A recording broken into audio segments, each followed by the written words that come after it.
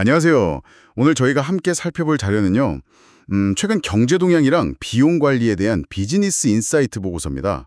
뭐 AI 전환이다, 금리다, 또 무역 정책 변화 같은 이런 흐름 속에서 기업이나 가게가 어떻게 비용을 쓰고 또 위험 관리는 어떻게 하는지 여기에 좀 집중해서 파헤쳐 보려고 합니다.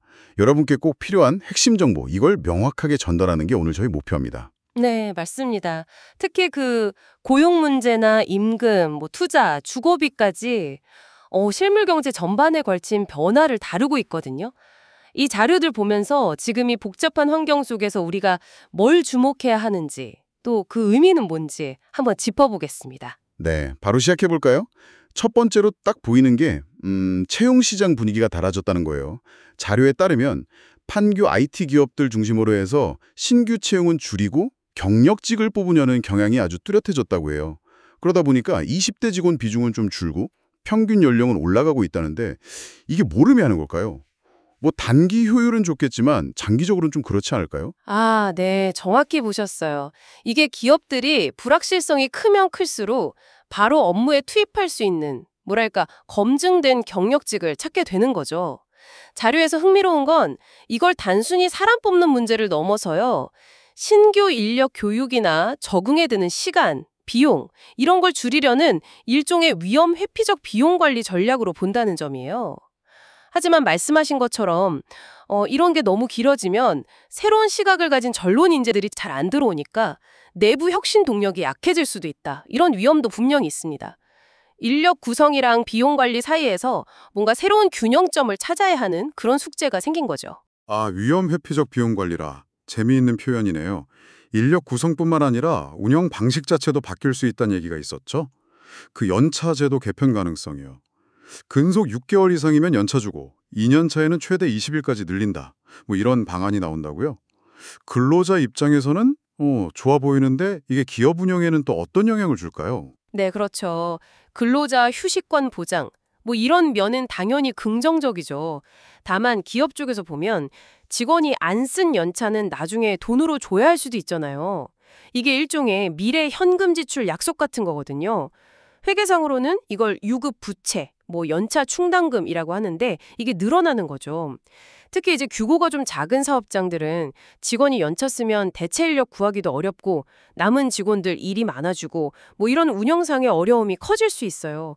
이것도 결국엔 비용 증가, 또 운영 위험 관리 이런 측면에서 중요하게 봐야 할 변화입니다. 아, 미래의 현금 지출 약속. 그렇게 표현하니까 확 와닿네요. 운영 부담도 결국 다 비용 문제군요. 그럼 이번엔 좀 해외로 눈을 돌려볼까요?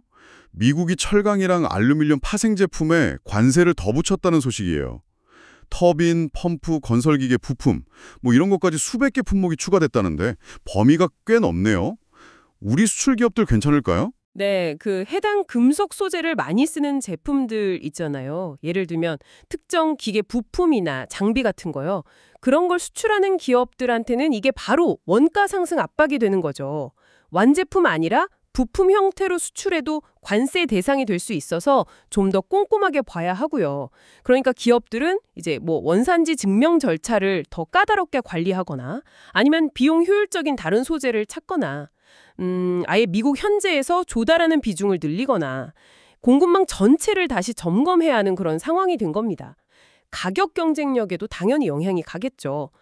비용이랑 위험 관리 부담이 더 커진 셈이에요. 아, 공급망 전체 재점검이라니 기업들 고민이 깊어지겠네요. 다시 국내로 돌아와서 보면요. 주거비 변화, 특히 월세화가 뻔해지고 있다는 게 눈에 띄네요. 전세보다 월세 계약 비중이 확 늘어서 서울은 64%를 넘었다고요. 역대 최고치라는데 왜 이렇게 심해지는 거고 이게 우리 가게 살림에 어떤 영향을 미치고 있을까요? 아, 이게 여러 요인이 좀 복합적인데요. 자료에서도 지적하듯이 그 전세 사기 걱정도 있고 금리 올라서 전세 대출 부담도 커졌잖아요. 그리고 전세 매물 자체가 줄어든 영향도 크고요. 중요한 건 월세는 매달 꼬박꼬박 나가는 현금 지출이라는 거예요.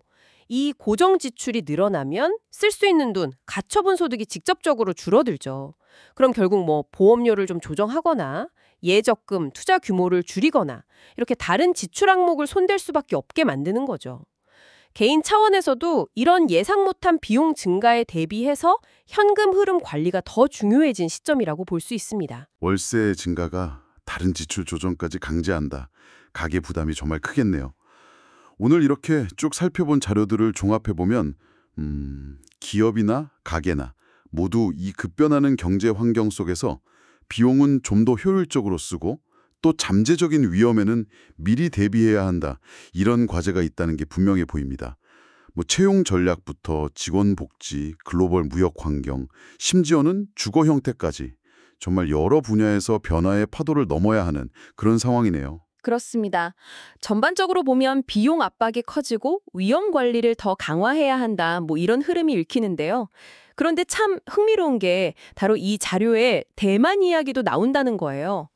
AI랑 반도체 덕분에 2025년에는 4%대 경제 성장을 할 거라는 전망이 있거든요. 모두가 비용 줄이고 위험 관리에 막 힘쓰는 것 같은 이런 상황에서도 어떤 분야나 국가는 또 이렇게 성장의 기회를 잡고 만들어 가잖아요. 이런 차이를 만드는 결정적인 요인이 뭘까? 그리고 혹시 여러분의 분야나 개인적인 재무 상황에 비춰볼 때 어떤 기회를 좀 발견하거나 만들어갈 수 있을지 한번 고민해 보시는 것도 의미 있는 시간이 될 것 같습니다.